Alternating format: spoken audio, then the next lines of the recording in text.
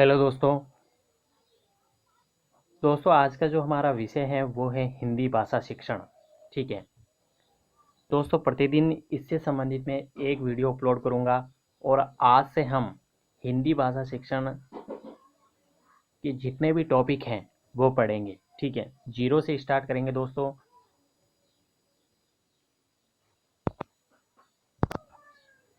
दोस्तों आपसे रिक्वेस्ट है कि वीडियो को पूरा ज़रूर देखें, साथ ही चैनल को सब्सक्राइब करें, बेल आइकन को भी प्रेस करें ताकि आने वाले वीडियोस के अपडेट आपको मिलते रहें। दोस्तों आज का जो हमारा पहला टॉपिक है वो है भाषा और उसका अध्ययन। ठीक है, इसमें हम पढ़ेंगे भाषा क्या है, भौतिक दृष्टिकोण, सामाजिक दृष्टिकोण और सांस्कृतिक दृष्टिकोण। आज का हमारा ये टॉपिक रहने वाला है। ठीक है दोस्तों, ध्यान रखें, हम हिंदी भाषा शिक्षण का अध्ययन जीरो से स्टार्ट करने वाले हैं और 100% हम इसका पूरा सिलेबस कंप्लीट करेंगे। ठीक है, इसमें हम हिंदी भाषा शिक्षण की विधियाँ और जितने भी महत्वपूर्ण टॉपिक्स हैं उनको पढ़ेंगे। ठीक है, चलिए तो स्टार्ट करते हैं।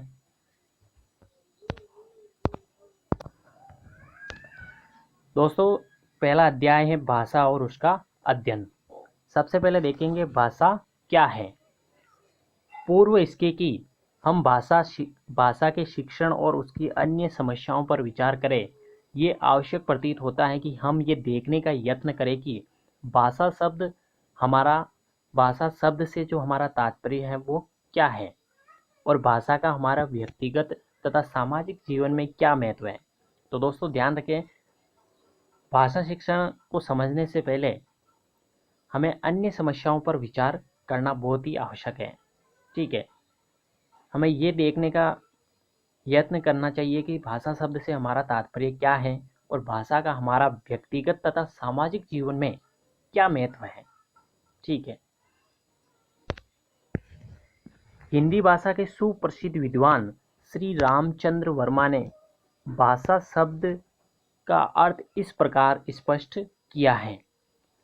मुख से उच्चरित होने वाले शब्दों और वाक्यों आदि का वे समूह जिसके द्वारा मन की बात बतलाई जाती है वो भाषा कहलाती है।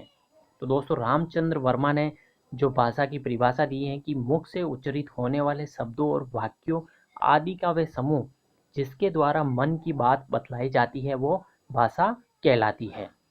यद्यपि विद्वानों ने भाषा शब्द के इस अर्थ को सामान्य रूप से स्वीकार कर लिया है, फिर भी और अधिक स्पष्टीकरण के लिए ये आवश्यक है कि हम भाषा पर भिन्न भिन्न दृष्टिकोणों से विचार करें। तो देखते हैं दोस्तों हमारे अगले दृष्टिकोण। सबसे पहले देखेंगे भौतिक दृष्टिकोण। कुछ लोग भाषा पर भौतिक दृष्टि से विचार करते हैं। उनके विचारानुसार भाषा ध्वनियों का समूह मात्र है और ये ध्वनियाँ किसी न किसी अर्थ को प्रतीत कराती हैं। ये लोग जीभ, ओठ, नाक, गला तथा अन्य स्वर यंत्रों का अध्ययन करते हैं, क्योंकि किन्हीं भी दो व्यक्तियों के स्वर यंत्र एक जैसे नहीं होते, इसलिए उनके बोलने की भाषा में कुछ न कुछ अंतर अवश्य रहेगा ही। प्रत्येक व्यक्ति का बोलने का ढंग कुछ निराला ही होगा। तो दोस्तों ध्यान रखें, यहाँ पे मैं बहुत ही स्लो चल रहा हूँ। यदि आपको स्पीड से देखना हो तो आप स्पीड बढ़ा सकते हो। ठीक है, तो दोस्तों यहाँ पे भौतिक दृष्टिकोण देखा हमने। कुछ लोगों का मानना है कि भौतिक दृष्टि से विचार करते हैं क्योंकि भाषा जो है वो ध्वनियों का समूह होता है और ये ध्वनियाँ किसी न किसी अर्थ को प्रतीत कराती है। ठीक है,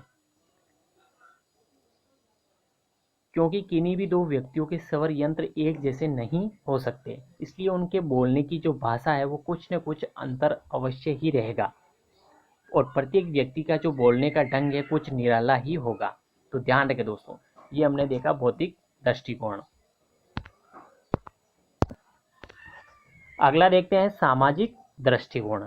समाजशास्त्र के विद्वान भाषा को सामाजिक आदान प्रदान की वस्तु मानते हैं और मनुष्य एक सामाजिक पशु है।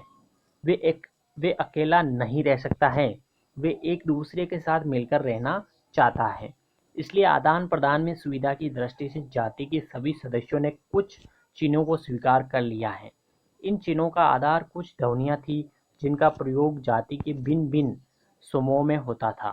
कालांतर में इन्हीं ध्वनि चिन्हों ने शब्दों और वाक्यों का रूप धारण कर लिया है। तो दोस्तों ध्यान रखें, सामाजिक दृष्टिकोण में समाज शास्त्र के जो विद्वान हैं वो भाषा को सामाजिक आदान प्रदान की वस्तु मानते हैं, क्योंकि मनुष्य एक सामाजिक प्राणी है। वे अकेला समाज में नहीं रह सकता और वे एक दूसरे के साथ मिलकर रहते हैं। इसलिए जो भाषा का आदान प्रदान में सुविधा रहती है, ठीक है। और जाति के जो सभी सदस्य हैं उन्होंने कुछ चिन्हों को स्वीकार कर लिया। तो ये था दोस्तों सामाजिक दृष्टिकोण।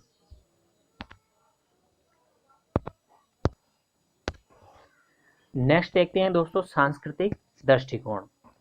मानव विज्ञानवादियों के अनुसार भाषा एक सांस्कृतिक वस्तु है जिसे हम परंपरा से प्राप्त करते हैं।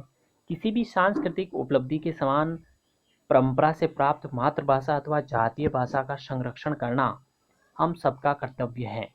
परंतु अन्य सांस्कृतिक उपलब्धियों के समान जैसे जैसे संस्कृति में कुछ हेर फेर होता रहता है, उसी प्रकार भाषा में भी परिवर्तन होते रहते हैं।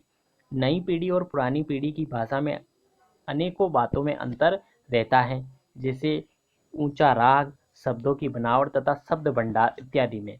नवीन सांस्कृतिक उपलब्धियों के साथ साथ भाषा भी अनेकों नए रूप ग्रहण करती है, जिसका प्रभाव विशेष रूप से नई पीढ़ी के लोगों पर पड़ता है।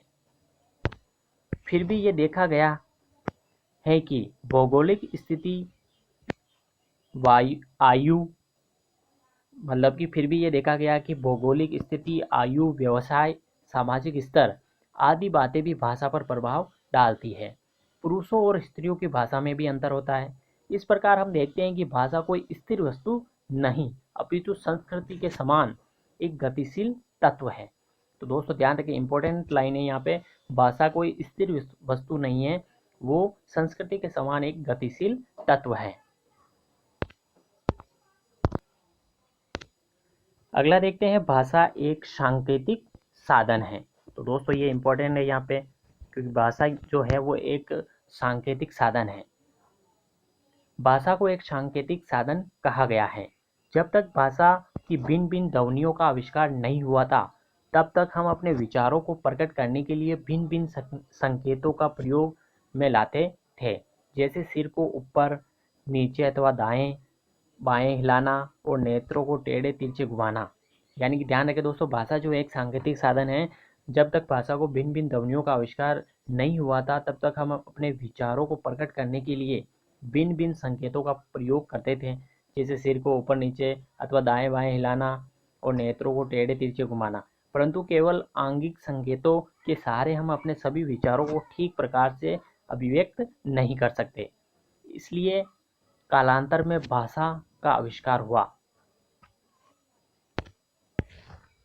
पहले हम जब अपने विचारों को प्रकट करना चाहते तो आंगिक संकेतों का प्रयोग करते थे, परंतु बाद में भाषा के आविष्कार के पश्चात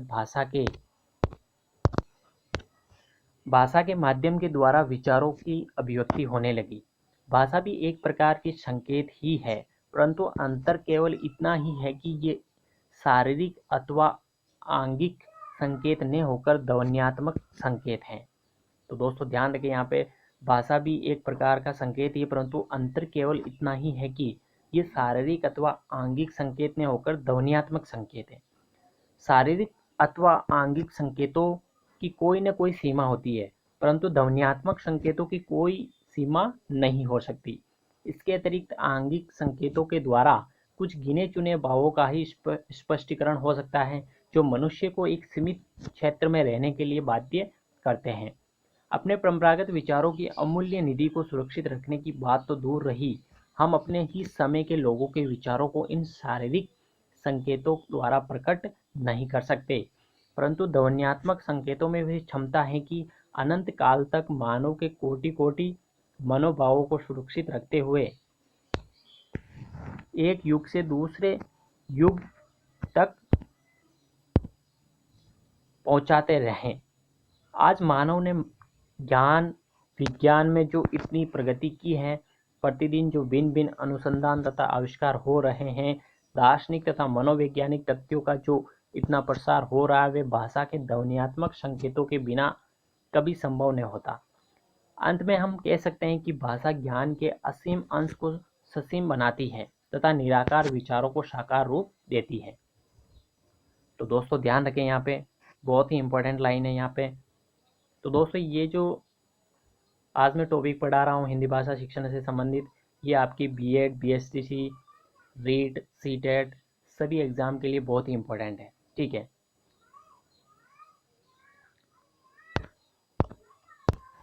तो दोस्तों हमने ये पढ़ा है कि भाषा एक सांकेतिक साधन है। तो दोस्तों ज़्यादा हम वीडियो लंबा नहीं करेंगे, ठीक है। और नेक्स्ट जो टॉपिक है वो अगले वीडियो में मैं लेकर आऊँगा। दोस्तों पहला टॉपिक जो आज का हमारा था वो था भाषा और उसका अध्ययन। इसमें जो हमने बिंदु पढ़े थे वो थे भाषा क्या है, भौतिक दृष्टिकोण, सामाजिक दृष्टिकोण और सांस्कृतिक दृष्टिकोण। इसके साथ ही एक बिंदु पढ़ा था भाषा एक सांकेतिक साधन है। नेक्स्ट वीडियो में दोस्तों हम पढ़ेंगे भाषा का महत्व, भाषा का अध्ययन, भाषा के रूप और भाषा शिक्षण के उद्देश्य, जिसके अंतर्गत दोस्तों प्राथमिक कक्षाएं, माध्यमिक कक्षाएं और उच्च कक्षाएं, इनके बारे में देखेंगे। ठीक है, तो ये था हमारा हिंदी भाषा शिक्षण से संबंधित आज का हमारा पहला वीडियो। दोस्तों निरंतर मैं इससे संबंधित एक वीडियो अपलोड करूँगा, क्योंकि हमें हिंदी भाषा शिक्षण का पूरा सिलेबस करना है दोस्तों।